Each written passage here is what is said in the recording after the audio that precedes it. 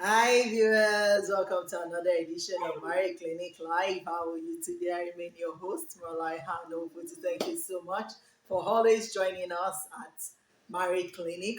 Thank you to everyone, to all our new subscribers. I would like to say thank you. Welcome to Mary Clinic.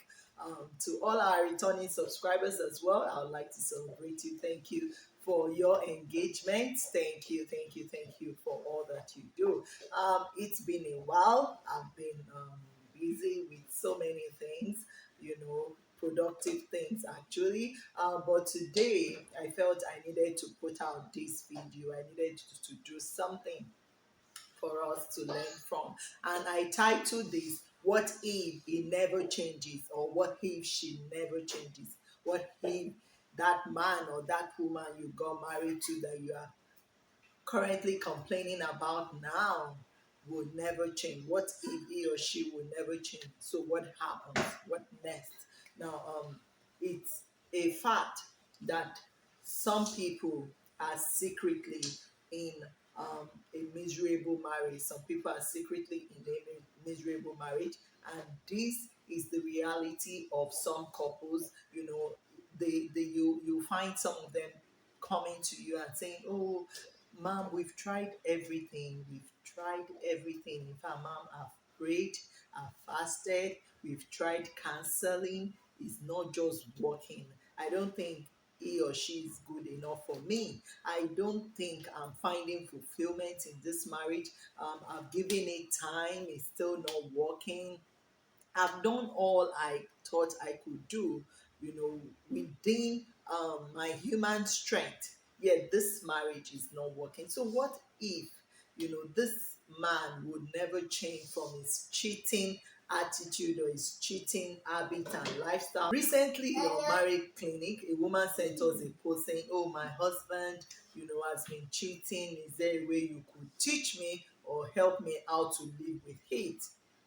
Asking us what she could do or how she can live with the reality of the fact that this man may never change. She said that he sleeps with everything in skirt.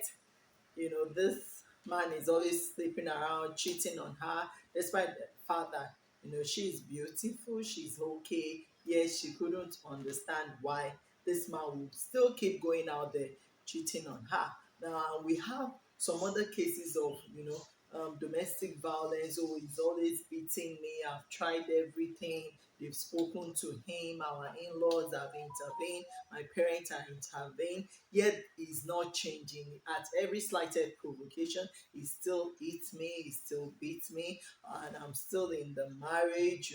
So how can I, what if they never change? How can I cope with the fact that they may never change anyway? So I want us to talk about this.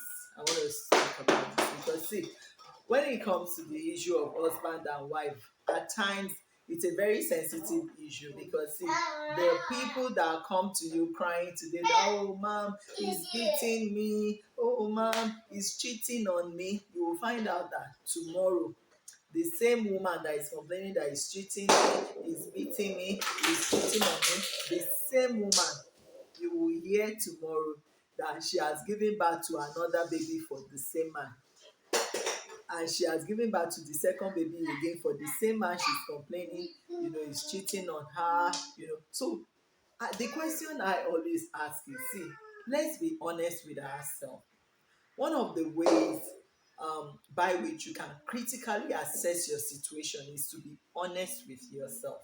You have to be honest with yourself because, see, if you are not honest with yourself, you will not know how to escape from the situation, or the how to um, go move past the situation. And if you don't know why, you will not know how.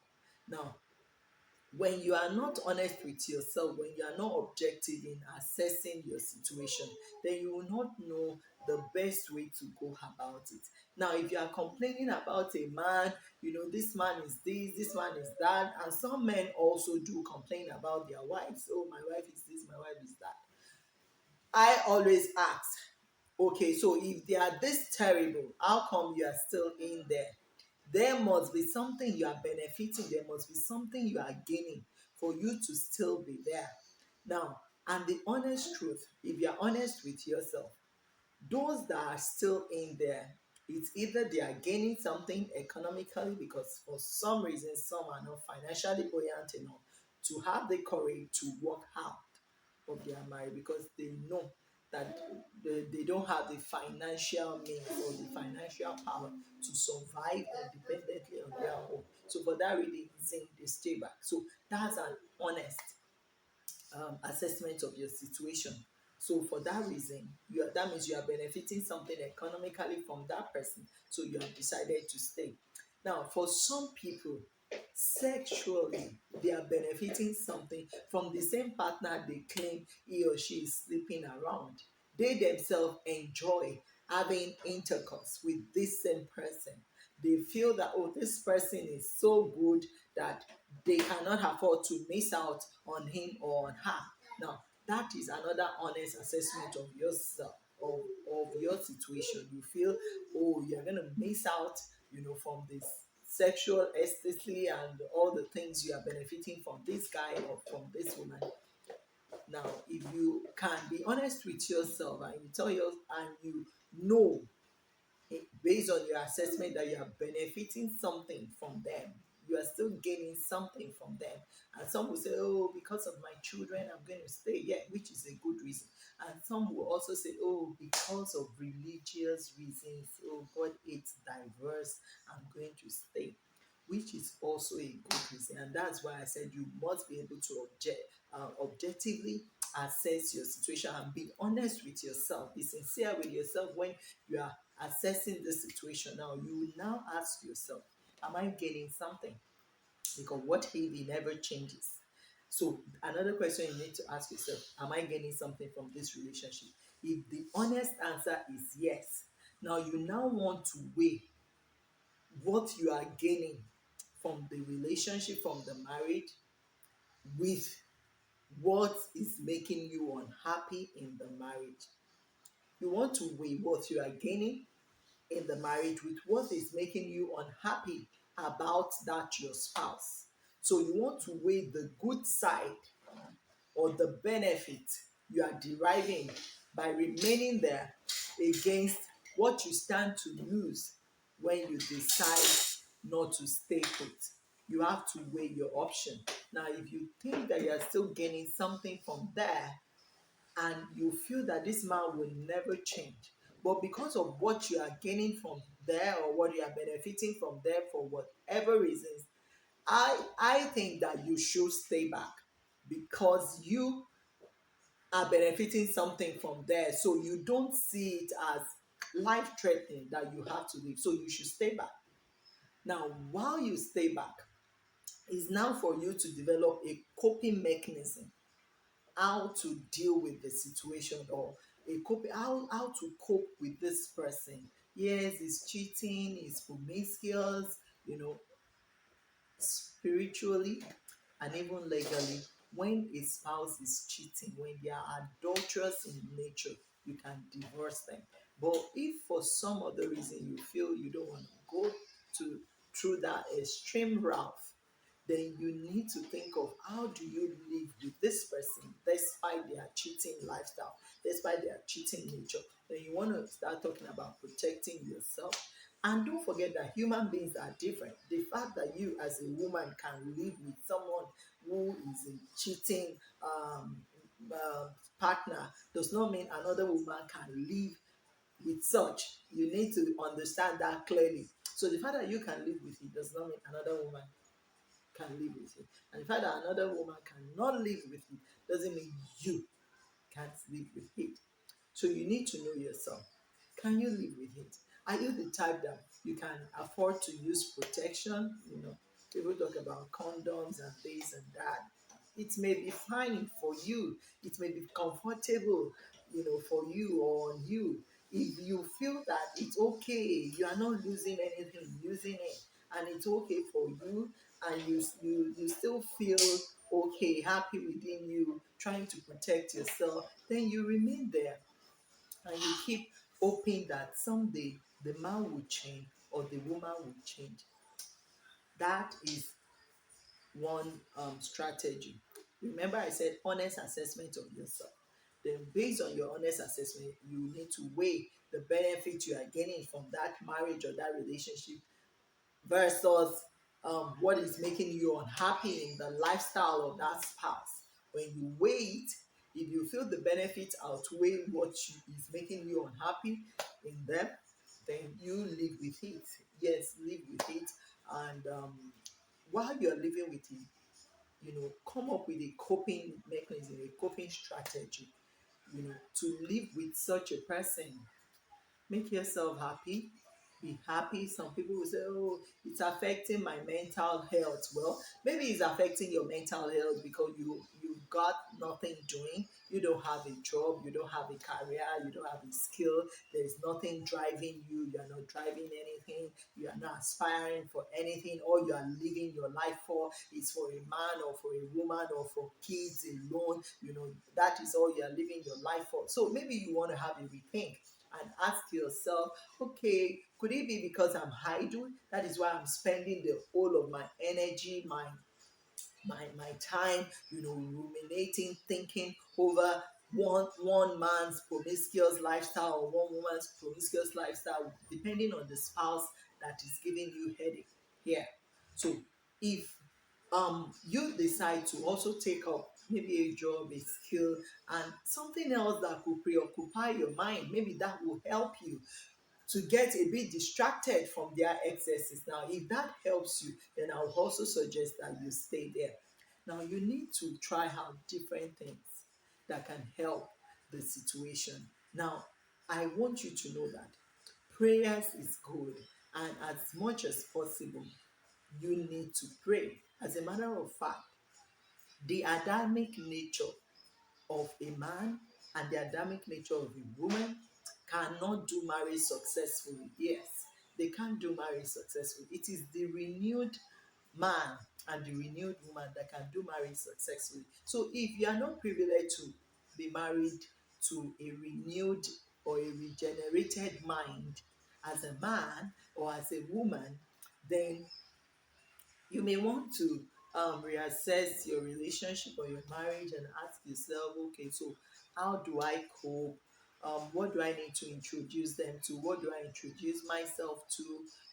How else can we cope? You need to think through these things and be sure that you can truly cope. Now, for those that feel that, okay, I've assessed the situation, is lifestyle or our lifestyle of cheating, of domestic violence, of abusing me verbally, emotionally disconnected from me. I think that lifestyle is affecting me, is affecting my health, and besides, I'm not deriving any benefit. I was speaking to a lady yesterday that approached me about her marital issue. As a matter of fact, since she got married, she has not enjoyed her husband's 1,000 naira for one day, because according to her, the man has never worked for one day in that marriage. She is the one working, and she has been working for the past 5 years they've been married. As a matter of fact, she was working even before they got married. She was aware that he didn't have a job, but she was hoping that he would get a job, not knowing that this man never even finished school. The man lied to her that he's a graduate of engineering, not knowing that he never graduated, even from school. So he wasn't getting a job, and she was wondering, how come this man is not getting a job? Now, we know money is not everything, but because this man is jobless, all this man wants is sex, sex, sex, sex. And in less than 5 years of marriage, they already have 3 kids, and you're wondering, and she's the one fending for everything. And on top of that, this man will beat her.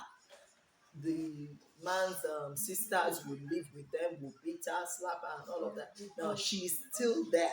And I asked her, okay, for you to be there, that means there is something you are gaining, there is something you are benefiting. There must be a staying power, or a staying for, there is a motivation, there is something keeping you there. Now, if you check out that thing, if that thing is so valuable to you compared to the pain you are experiencing there, then I would say you should stay there. But you know what? For some people, what they are benefiting is zero. They are not benefiting anything. They are not getting anything. As a matter of fact, for some, they would have lost themselves to the marriage. They would have lost their identity to the marriage. They would have lost their state of mind to the marriage. They would have lost their health to the marriage situation. Some would have even lost their faith. It is that bad. I know people that it was through marriage. They said, if this is how this God you people claim you are serving is, then I don't think I want to serve that God again. Let me go use my head, to live life. Now, you should not allow any relationship or any marriage drive you to that point where you begin to think that God is no more needed in your life. It is as bad as that. And I can't blame some people. It is the way society has portrayed marriage. They've made marriage look as if it's oxygen, that without it, some of you cannot survive. No, it should not be. Marriage is a good thing. God created it, for fulfillment of our life. But when you don't find it fulfilling, when it's dividing, subtracting from you rather than adding to you, multiplying to you, bringing you happiness and fulfillment, then you may want to ask, did God really choose that spouse for you? Because the truth is, so many marriages that we see today is not God's connecting people together. It's not God's choice. Some people made their own choice. Personal, it's your own personal choice. You chose that person. Despite the fact that you saw the red flag, you ignored it. Despite the fact that God was trying to speak to you, you ignored it. Yes, it's possible. We know these things. So when you go back and have that honest assessment with yourself, and you know that God is not in this. And when the suffering becomes too much, becomes unbearable, is beginning to push you to think of suicidal thought. You are beginning to think of suicide as an escape route. You are beginning to think of some terrible things, taking your life, trying to do things that are abnormal. Then I tell you, maybe you want to really, really assess whether you need that relationship or that marriage in the first place. Because, see, above all things, God wishes or wants your soul to prosper. And if it's not prospering, if marriage is not making it prosper, then you may want to revisit the choice you have made. I know some people will say, oh no, it's for a lifetime, it's forever, and all of that. Yes, I believe it's for a lifetime. But I believe it's for a lifetime for those that it is God that chose for you. It is God that chose your wife for you and your husband for you. But if it is you that went to use your tiny head to choose for yourself, and you are now taking it to God for God to endorse it for you, I tell you, by the time the storms of life come at you, you yourself, you will admit that this cannot be God's choice for you. I mean, you won't need anyone to advise you. You will know that you have made a wrong choice for a life partner, because you won't just fit, you won't just gel. You guys can not just operate on the same pedestal. You guys will just be like poles apart. And the honest truth is, I've seen marriages work out. I've seen marriages with crisis also worked out. And I've seen marriages that no matter how much they try, it doesn't work. So if it's not working, why do you want to? Why do you want to lose your life to it? But like I said, you need to have that honest assessment of yourself. You know whether you are losing your life to it. You know whether this thing is pushing you, towards suicidal thought. You know whether this thing is pushing you towards suicidal thought. You know when this thing is depriving you from living your best life. You know when this thing is stealing, away your joy, your happiness, no sense of fulfillment. And for some, it has actually stolen away their identity. You are lost. You don't even know who you are anymore, or you've so much changed from who you thought you are. No, that is not God's plan of marriage for anyone. It should add to you. Two are better than one. When it's making you worse off, you're getting worse off and worse off and worse off, then you may want to check it. So what if he never changes? What if she doesn't change? Is it well? It's left for you to decide for yourself if you want to stay there or you want to move on. Well, like I said, deciding whether to stay or to move on will be dependent on so many factors, such as having an honest assessment of the situation, having an honest assessment of the situation. Ask yourself a lot of sincere and honest question. Am I gaining anything in this marriage? Am I benefiting anything from this man or from this woman? If I leave, would I lose something precious? Would I lose something big? If I stay back and keep working at it, keep praying, will it work out? Because God answers prayer. But when you pray on a marriage, 5 years, 10 years, no changes, you should be asking God, God, what else are you telling me that I am not saying? Because for some of us, God is actually telling me, hey, that is not my plan for you. But you stay put and say, oh, it has to be for life, for better, for worse. For some of you, it wasn't God that chose that person for you in the first place. So you need to go back to God and ask God, "Hey, who is that person you chose for me?" Because that is the one that will give you peace. That is the one that will bring you fulfillment. That is the one that will stick with you to the end of time. That is the one that will last a lifetime with you. Whether you are sick, they will be there for you. Whether you are poor, they will be there for you. Whether you are down, they will be there for you. But you see the one you went to choose you by yourself. When the winds of life blow, to blow away both of you, and you'll be so lost apart and you'll be wondering what happened to us. I thought we were once in love. I thought we were once bonded, but you just notice that things are no longer adding up. You guys are no longer, just flowing together. I remain your host, Malaya and Obudu. Please keep following us as we promise to bring you more interesting and insightful topics. Hope to see you again. Till then, I say